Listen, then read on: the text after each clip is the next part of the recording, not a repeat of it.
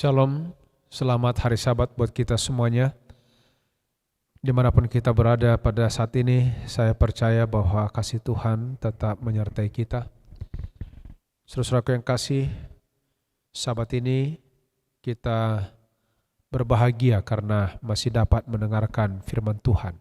Dan sebelum kita mendengarkannya, kita tunduk kepala untuk berdoa. Bapa di sorga, Bapa yang penuh kasih, saat ini kami siapkan hati kami mendengarkan suara Tuhan.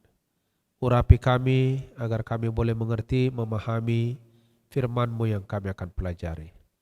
Berkati hamba-Mu yang menyampaikannya, di dalam nama Yesus kami berdoa dan mengucap syukur. Amin. Saudaraku yang kasih dalam Tuhan, ada beberapa dekade di atas dunia ini terjadinya sebuah perubahan. Perubahan pada saat terjadi masa kegelapan, di mana umat-umat Tuhan yang berusaha untuk menyampaikan kabar kebenaran, kabar baik kepada dunia, tetapi mereka teraniaya. Namun, usaha daripada kuasa kegelapan, meskipun dengan gencar mau menghadang pekerjaan Tuhan, tetapi kebenaran tidak akan pernah dapat diredupkan. Saudaraku yang kasih, terjadi satu kebangunan keagamaan yang besar di dalam Wahyu pasal 14 ayat 6 dan 7. Dan aku melihat seorang malaikat lain terbang di tengah-tengah langit, dan padanya ada Injil yang kekal untuk diberitakannya kepada mereka yang diam di atas bumi, dan kepada semua bangsa dan suku dan bahasa dan kaum. Dan ia berseru dengan suara nyaring, takutlah akan Allah dan muliakanlah Dia, karena telah tiba saat penghakimannya. Dan sembahlah Dia yang telah menjadikan langit dan bumi dan laut dan semua mata air. Saudara yang kasih dalam Tuhan, pekabaran ini yang dibawa oleh malaikat yang pertama adalah pekabaran penting bagi dunia saat ini. Sebuah kebangunan agama di bawah pengumuman kedatangan Kristus yang segera akan terjadi. Diramalkan dalam nubuatan pekabaran malaikat yang pertama.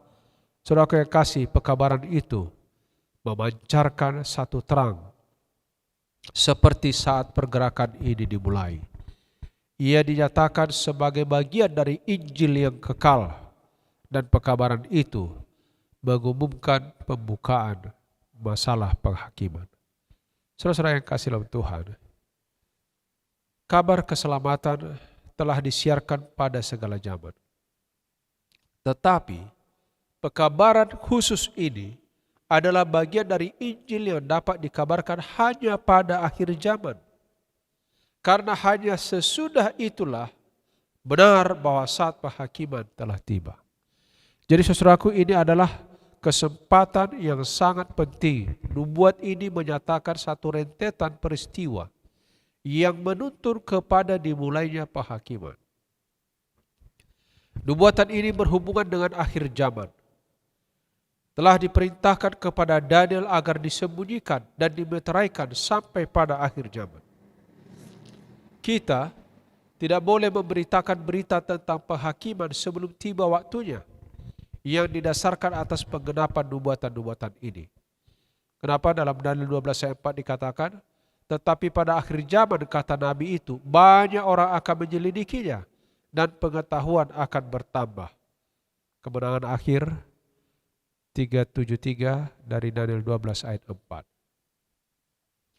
Saudaraku yang kasih dalam Tuhan, Rasul Paulus pernah mengamarkan gereja agar jangan mencari kedatangan Kristus pada zamannya.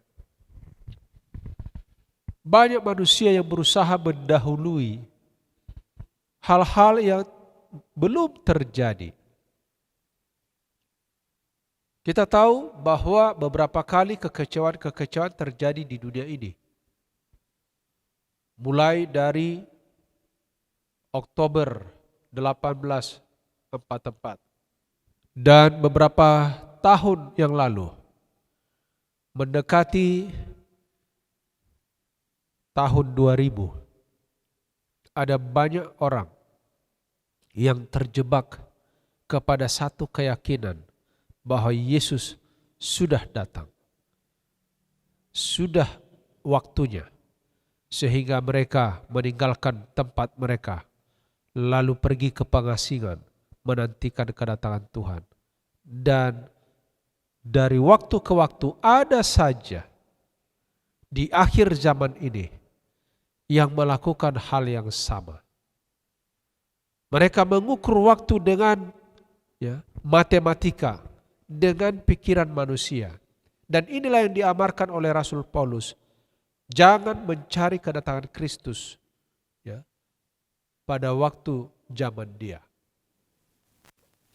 Sebab sebelum hari itu dikatakan di sini 2 Tesalonika 2 ayat 3, mari kita camkan baik-baik.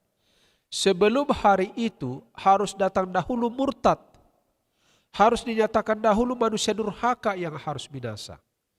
Kita tidak bisa melihat kedatangan Tuhan sebelum kemurtatan yang besar dan pemerintahan yang lama dari manusia durhaka, si manusia jahanam, dan si jahat yang mempertahankan keunggulan selama 1260 tahun, sebagaimana diramalkan dalam nubuatan berakhir pada tahun 1798. Kedatangan Kristus tidak akan pernah terjadi sebelum waktu itu. Dan saat setelah waktu inilah pekabaran kedatangan Kristus yang kedua kali harus dikabarkan. Jadi saudara-saudara yang kasih dalam Tuhan, sekaranglah waktunya pekabaran itu harus gencar disampaikan. Saudara-saudara yang kasih di dalam Tuhan, pada tahun 1821, 3 tahun setelah Miller sampai kepada ketenangan tentang nubuatan, di mana seorang Dr. Joseph Wolf, misionaris ke seluruh dunia, mulai menyiarkan kedatangan Yesus yang akan segera. Wolf ini di Jerman dari keturunan Ibrani karena ayahnya adalah seorang rabi Yahudi. Pada masa remaja, Wolf telah yakin kebenaran agama Kristen. Selaku seorang yang aktif dan berpikiran cerdas, ia telah menjadi pendengar yang menaruh perhatian kepada pembicaraan-pembicaraan yang diadakan di rumah ayahnya. Pada waktu orang-orang Ibrani yang taat berkumpul setiap hari, memperbincangkan pengharapan dan perkiraan tentang kemuliaan kedatangan Mesias serta pemulihan Israel. Pada suatu hari, Wolf mendengar Yesus orang Nazaret diperbincangkan. Lalu, Wolf yang masih anak-anak ini bertanya, siapa dia? Seorang Yahudi yang sangat berbakat, jawabnya. Jadi Yesus itu dianggap seorang Yahudi yang berbakat. Tetapi pada waktu ia berpura-pura jadi Mesias, pengadilan Yahudi menjatuhkan hukuman mati kepadanya. Bayangkan saudaraku, dalam pandangan orang Yahudi, Yesus itu dianggap sebagai orang yang pura-pura jadi Mesias. Lalu Wolf bertanya kembali, mengapa? Dia makin penasaran. Yerusalem dihancurkan dan mengapa kita harus ditawan? Lalu ayahnya menjawab, karena orang Yahudi membunuh nabi-nabi. Sekarang apa yang timbul di pikiran Wolf ialah, mungkin Yesus juga adalah seorang nabi. Dan orang Yahudi membunuh dia, sementara dia tidak bersalah. Ini ditulis dalam satu buku, Travels and Adventures of Rev. Joseph Wolf.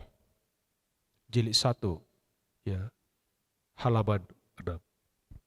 Begitu kuat perasaan ini, sehingga mempengaruhi Wolf. Sekalipun dia dilarang memasuki gereja Kristen, dia sering berada di luar gereja untuk mendengarkan khotbah. Pada waktu dia masih berumur 7 tahun, ia mulai membual kepada seorang tetangga, seorang Kristen yang sudah tua, mengenai kemenangan Israel di masa depan dan pada waktu kedatangan Mesias. Orang tua itu berkata kepada Wolf, hai anakku, saya katakan kepadamu siapa Mesias yang sebenarnya. Ia adalah seorang Yesus dari Nazaret yang telah disalibkan oleh nenek moyangmu seperti yang telah mereka lakukan kepada nabi-nabi zaman dahulu. Pulanglah ke rumah, bacalah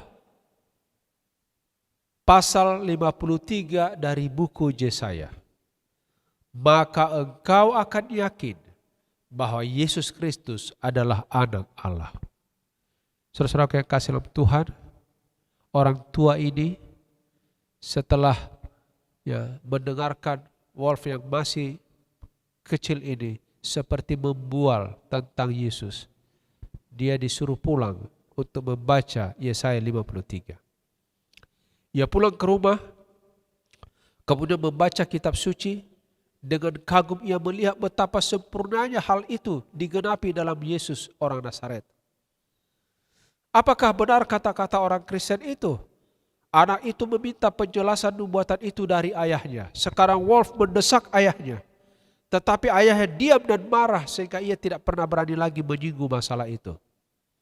Tetapi sikap ini membuat Wolf menambah kerinduannya untuk mengetahui lebih banyak tentang agama Kristen. Umur 11 tahun, Wolf ini meninggalkan rumah ayahnya, pergi berkelana mencari pendidikan, dan memilih agamanya untuk pekerjaan seumur hidup. Saudara-saudaraku, pada waktu Wolf menerima kebenaran yang agung, yaitu kedatangan Kristus yang pertama sebagai seorang yang susah dan biasa dengan penderitaan, ia melihat nubuatan, menyatakan dengan jelas kedatangannya yang kedua kali dengan kuasa dan kemuliaan. Ditulis di dalam Research and Missionary Labors halaman 62 yang ditulis oleh Wolf sendiri. Apa dikatakan? Yesus orang Nazaret Mesias yang benar, katanya, yang tangannya kakinya telah dipaku, telah dibawa ke pembantaian seperti seekor anak domba, sebagai orang yang susah, yang sudah biasa dengan penderitaan, yang adalah tongkat kerajaan yang diambil dari suku Yehuda, dan pemerintahan di antara kedua kakinya datang untuk pertama kali. Ia akan datang kedua kalinya dalam awan dengan bunyi sangkakala penghulu malaikat. Saudara-saudaraku, pada waktu Yesus datang, dia akan menjadi raja atas seluruh dunia. Rintihan dan ratapan semua makhluk akan berakhir. Nyanyian pujian, ucapan syukur akan terdengar. Bila mana Yesus datang dalam kemuliaan Bapanya, dan malaikat-malaikat kudus, orang-orang percaya yang sudah mati akan dibangkitkan lebih dahulu. 1 Tesalonika 4 ayat 16 dan 1 Korintus 15 ayat 23.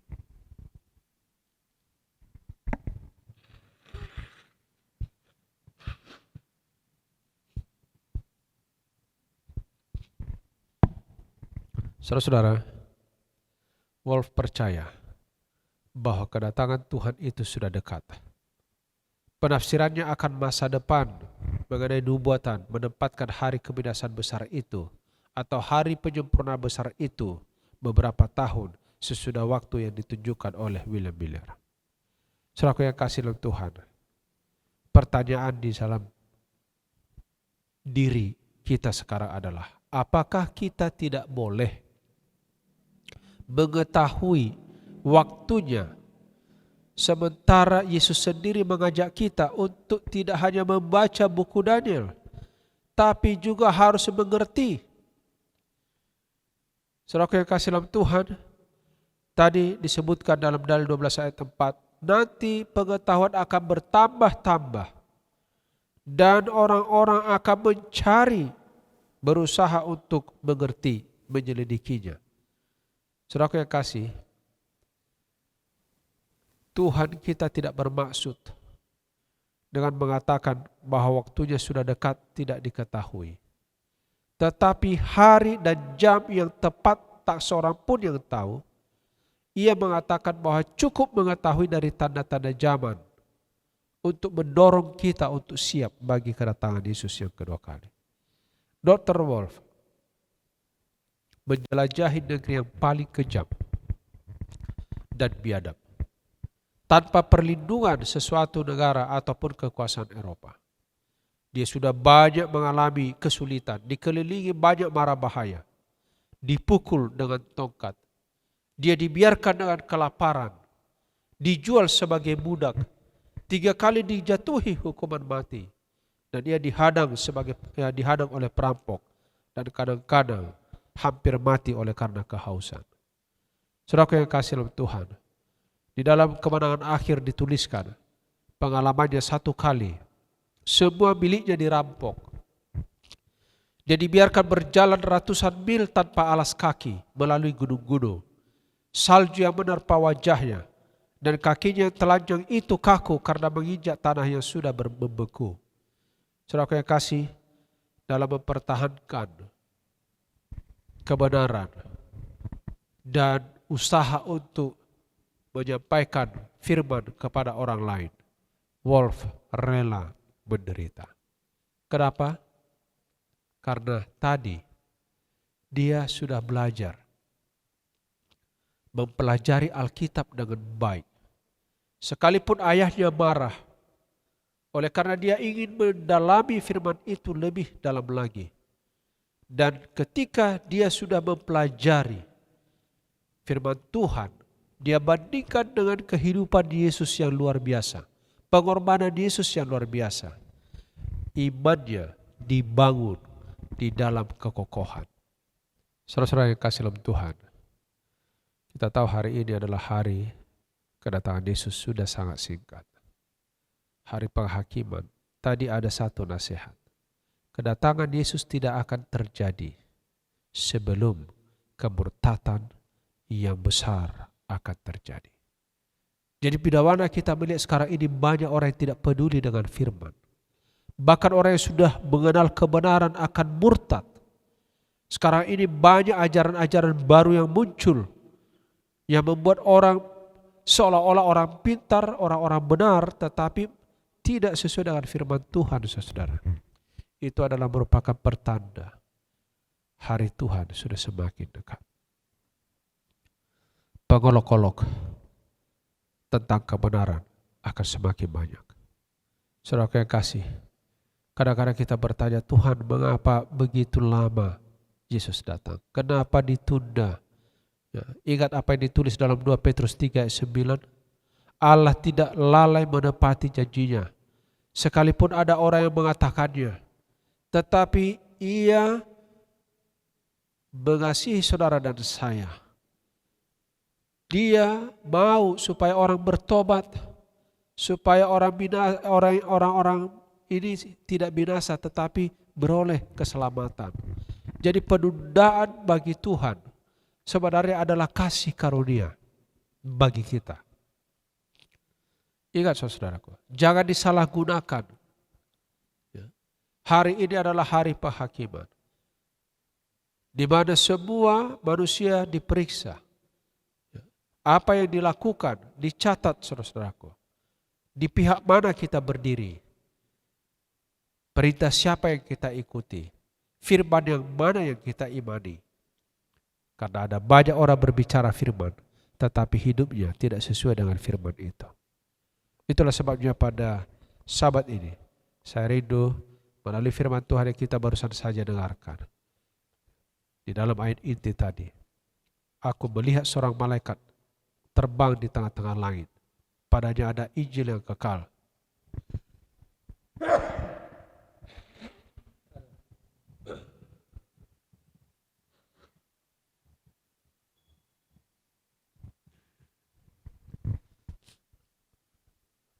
Ayat inti kita, dan aku melihat seorang malaikat lain terbang di tengah-tengah langit, dan padanya ada Injil kekal untuk diberitakan kepada mereka yang diam di atas bumi, dan kepada semua bangsa, suku, bahasa, dan kaum.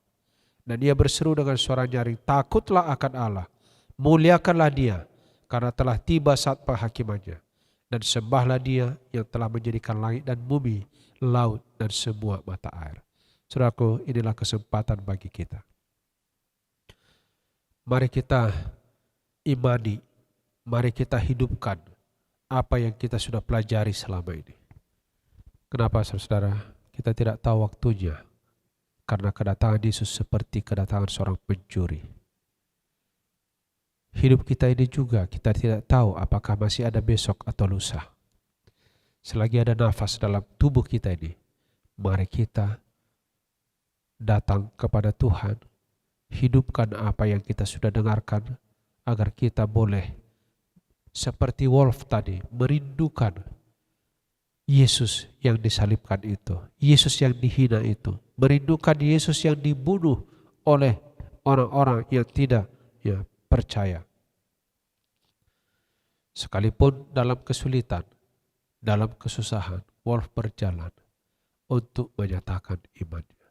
Semoga kita juga, inilah kebangunan rohani, kebangunan keagamaan yang penting di akhir zaman ini.